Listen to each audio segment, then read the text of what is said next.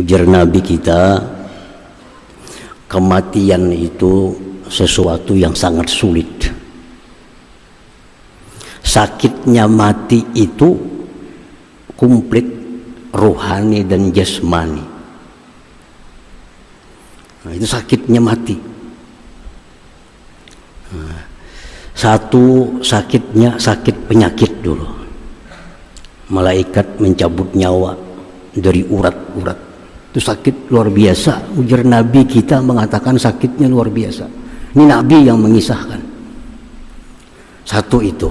Sakit yang kedua sakit hati. Apa sakit hati? Meninggalkan anak, meninggalkan laki, meninggalkan bini, meninggalkan kabun, bagi nang bisi kabun, meninggalkan mobil, bakal bisa nang bisi mobil, meninggalkan gedung, nang bisi gedung. Sakitnya hati luar biasa. Kalau kita bisi gedung, gedung kita hilang sebuah, sakitlah hati, sakit. Mati bang, semuaan ditinggalkan. Bayangkan sakitnya hati orang hendak mati itu.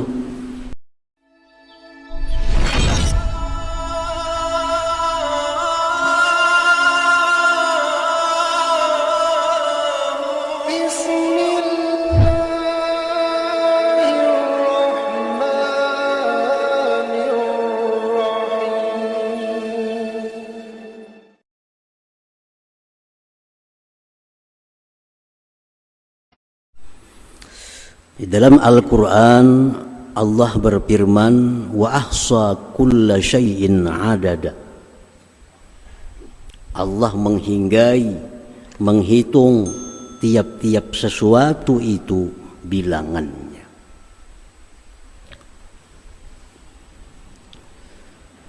Di dalam laut kita tahu ada iwak.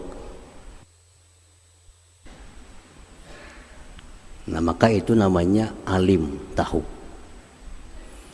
Di dalam laut ada ikan paus, ada ikan kakap, ada ikan ini, ikan itu. Kita tahu itu namanya alim.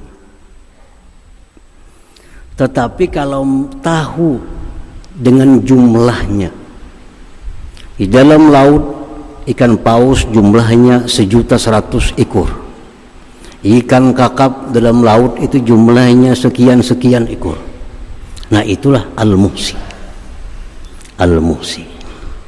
Mengetahui sesuatu dan jumlah dia hitung dengan hitungan yang pas.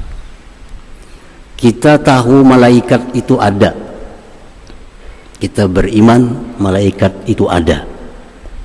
Tetapi kita kada tahu berapa jumlah malaikat. Nah, Allah tahu malaikat yang ada di bumi sekian, malaikat yang ada di langit pertama sekian, malaikat yang ada di laut sekian. Persis jumlahnya, kada kurang lebih. Itulah nama Allah Al-Muhsi ini. Nah, para muhibbin rahimakumullah.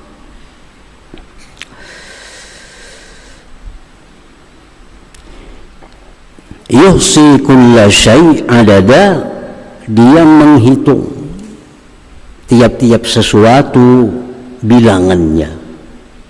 Wa yuhsi amalal ibad, dan dia menghitung amal perbuatan hamba-hambanya. Nah, Allah mengetahui dan menghitungnya berapa amal baik dari kita, berapa amal sunat yang kita kerjakan, berapa amal wajib yang kita kerjakan, berapa amal haram kita kerjakan, berapa amal yang makruh kita kerjakan, berapa amal yang mubah dikerjakan. Itu semua Allah mengetahui, kada kurang kada lebih. Nah, para muhibbin rahimakumullah. Jadi tidak ada amal kita ini berapa jumlahnya, tidak ada, melainkan diketahui, dihitung oleh Allah Subhanahu wa ta'ala dengan hitungan yang pas, tahdida.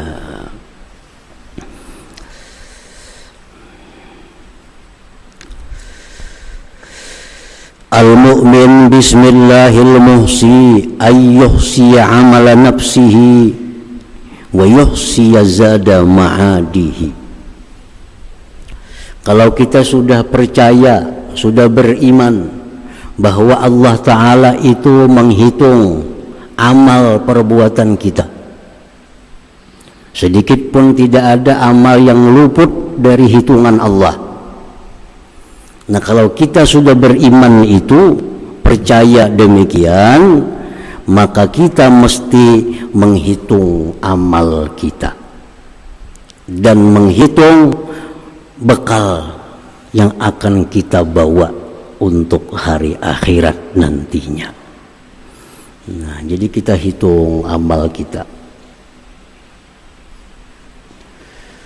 Karena kita percaya bahwa Allah nanti akan menghitung amal kita, maka kita pun mesti menghitung amal kita ini.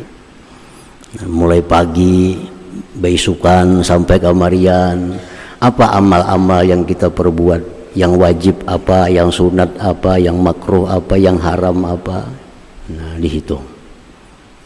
Dan kita menghitung pula bekal sanggup untuk menghadap Allah Subhanahu wa Ta'ala.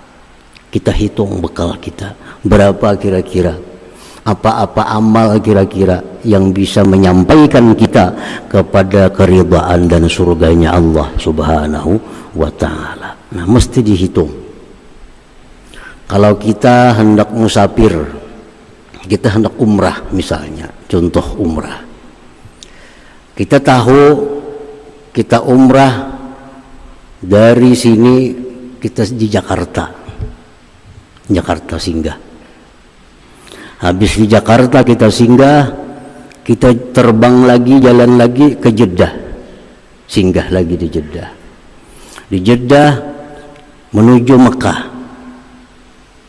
dari Mekah kayaknya menuju Madinah, dari Madinah bisa ke Jeddah, bisa ke Jakarta langsung. Nah, itu kita hitung. Nah, lalu kita hitung apa sanggup kita, bekal kita di tiap-tiap tahapan-tahapan perjalanan itu, supaya kita jangan sulit. Oh, ini singgah di Jakarta, di Jakarta ini singgah kira-kira setengah hari, bekalku di Jakarta itu cukup demikian. Kayaknya di pesawat 9 jam, bekal di pesawat yang kita siapkan apa? Ini. Nah, kayaknya di Jeddah, di Mekah kita sekian hari, bekal kita di Mekah berapa cukup kita sediakan. Nah, bila kita musafir dengan demikian cara, maka musafir kita akan mengalami kemudahan-kemudahan dalam menjalankan ibadah umrah itu. Nah, coba kalau kita kada berperhitungkan, kita kada bersedia bekal, atau bersedia bekal cuma kada berhitung, ini baju tapi buat dalam tas, kada menghitung nah mana pacang dipakai kena di Jakarta, mana yang dipacang dipakai sagan berihram, mana yang bakal dipakai di Jeddah, mana bakal dipakai di Makkah. Kalau kita kada berhitung, itu kita sulit. Walaupun kita membawa bekal, tapi kalau kita kadang menghitung bekal ini diperlukan di sini, bekal itu diperlukan di situ, itu harus menghitung supaya perjalanan kita dalam mencapai umrah ini menjadi umrah yang bagus, yang diterima oleh Allah Subhanahu wa Ta'ala. Nah, para muhibbin rahimakumullah, demikian pula perjalanan kita menuju surga. Kalau kita kada berhitung, kada bakal sampai. Kalaupun sampai, menemui kesusahan-kesusahan kalau kita kada menghitung bekal. Berapa tempat yang kita singgahi dulu hanya sampai ke surga tuh. Satu yang bakal kita singgahi sebelum ke surga itu sakaratul maut, kematian. Kalau kita kada mati, kada bakal ke surga. Bila mati ini kita persiapannya kada bagus, kada bakal sampai ke surga. Sakaratul maut merupakan sesuatu yang pasti dilalui oleh setiap manusia yang ingin ke surga. Nah, kita hitung, kalau aku kena sakaratul maut, apa bekal yang aku siapkan di masa sakaratul maut itu? Apa kira-kira bekal kita sagana sakaratul maut? Nah, walaupun kita punya bekal banyak, cuma kalau persiapannya kada bujur, itu kesusahan kita, kesulitan. Bisa duit banyak, cuma anaknya dalam tas, di bawah bagasi, kada kau ambil kita. Di pesawat tuh bersama duit sering banyak kan, dibuat dalam kupur, di bagasi. Datang pegawai pesawat menawari barang apa lawan kita, kawan nukar kita, kada kawa duitnya di bagasi, banyak kayak besango. Kenapa andaknya kada pas? Nah, bekal akhirat pun demikian. Yang diajarkan oleh Allah dan Rasul, ada amaliyah-amaliyah khusus yang disiapkan untuk tempat-tempat itu. Pertama yang kita mesti lalui itu adalah sakaratul maut. Nah, kayak apa cara supaya sakaratul maut ini husnul khatimah? Karena bila ini kada husnul khatimah, kada bakal sampai ke surga.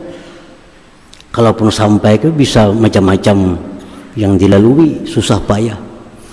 Nah, jadi kita hitung sejak dini sanggup untuk sakaratul maut supaya husnul khatimah.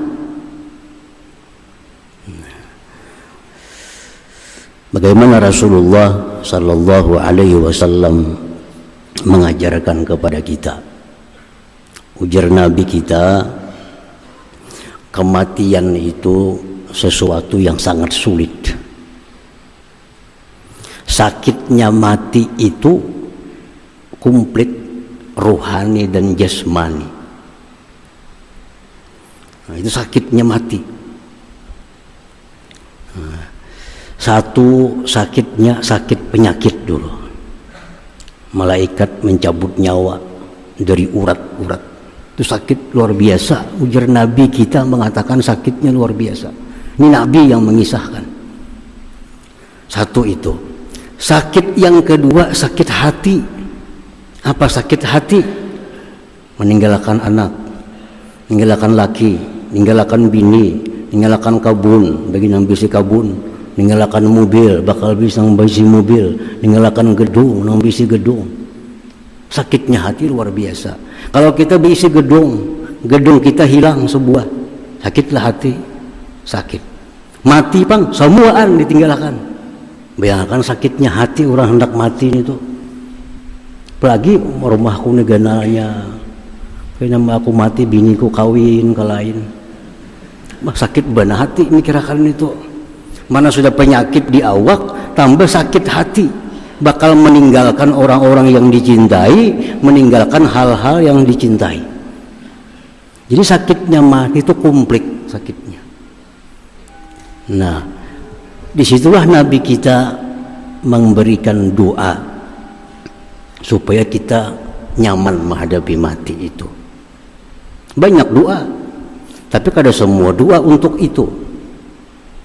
Nah, Rasulullah dalam sebuah riwayat menyebutkan beliau berdoa, Allahumma a'inni 'alal maut wa hawwinhu 'alayya. Ini doa dipakai Nabi. Allahumma a'inni 'alal maut, ya Allah tolonglah aku menghadapi kematian. Wa hawwinhu 'alayya, dan mudahkan itu mati atasku. Ini doa dibaca Nabi. Allahumma a'inni, ya Allah tolong aku 'alal maut menghadapi mati.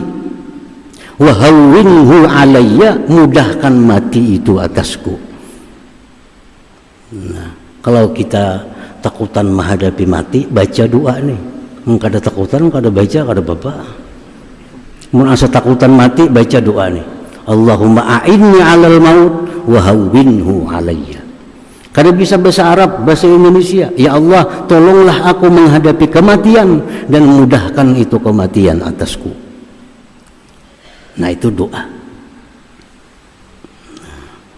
Yang kedua, menghadapi sakaratul maut itu, ujar Nabi kita, akhbarani Jibril, aku dikabarkan oleh Jibril, anna la ilaha illallah unsul muslim inda mautih, bahwa la ilaha illallah teman penghibur kita waktu kita mati.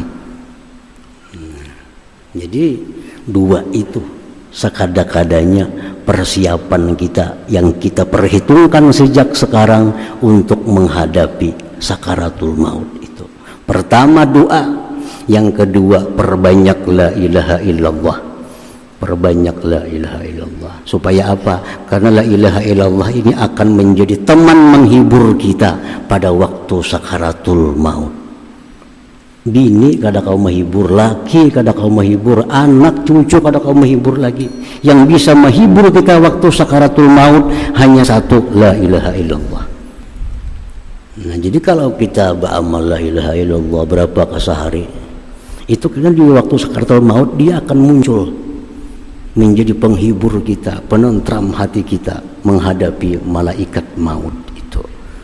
Nah, jadi ini bekal yang mesti kita siapkan untuk menghadapi kematian.